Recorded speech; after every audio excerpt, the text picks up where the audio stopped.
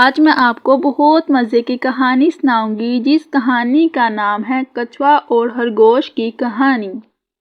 ایک دفعہ کا ذکر ہے کہ ایک جنگل میں بہت تیز دوڑتا ہوا خرگوش رہتا تھا۔ اسے اپنی تیزی سے دوڑنے کی صلاحیت پر بہت فخر تھا۔ اسی جنگل میں ایک چھوٹا کچھوا بھی تھا جو بہت آہستہ چلتا تھا۔ جب کچھوے نے دیکھا کہ خرگوش اپنے دوڑنے کی صلاحیت پر بہت زیادہ مغرور ہوتا جا رہا ہے تو اس نے خرگوش کو دوڑ میں للکار دیا۔ خرگوش نے کچھوے کے مقابلے کی دعوت کو قبول کر لیا۔ جب جنگل کے دوسرے جانوروں کو اس کا علم ہوا تو وہ بھی بہت زور سے ہنس پڑے کیونکہ خرگوش جنگل میں سب سے تیز دوڑنے والا اور کچھوا سب سے آہستہ چلنے والا جانور تھا۔ یہی وجہ تھی کہ یہ دوڑ کا مقابلہ جنگل کے تمام جانوروں کی توجہ کا مرکز بن گیا۔ اس مقابلے کو جیتنے کی یہ شرط رکھی گئی کہ جو بھی اس جنگل کا ایک پورا چکر لگا لے گا وہ جیت جائے گا۔ لومڑی کو اس مقابلے کی نگرانی کے لیے مقرر کیا گیا۔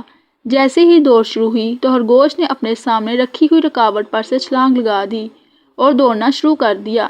خرگوش اپنی تیز دوڑنے کی صلاحیت کی وجہ سے بہت آگے نکل گیا اور کچھوے نے ابھی تک چند قدم کا ہی فاصلہ طے کیا تھا۔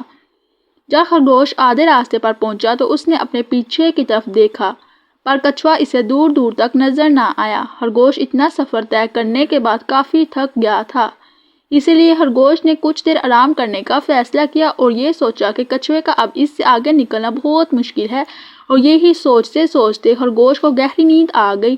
دوسری طرف کچھوا آہستہ آہستہ چلتا رہا اور وہ بھی کافی زیادہ تھک چکا تھا، پر اس نے کبھی ہمت نہیں ہاری اور وہ بس چلتا رہا۔ کافی دیر گزرنے کے بعد جب خرگوش کی آنکھ کھلی تو اسے کچھوا دور دور تک نظر نہ آیا۔ اس نے سوچا کہ وہ شاید اس سے آگے نکل چکا ہے۔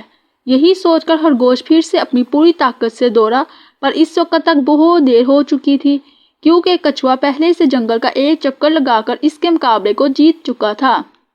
تو بچوں، اس کہانی سے جو سبق ملتا ہے وہ یہ ہے کہ ہمیں کبھی بھی اپنے آپ پر غرور نہیں کرنا چاہیے اور ہمیں کسی کو اپنے سے کم نہیں سمجھنا چاہیے۔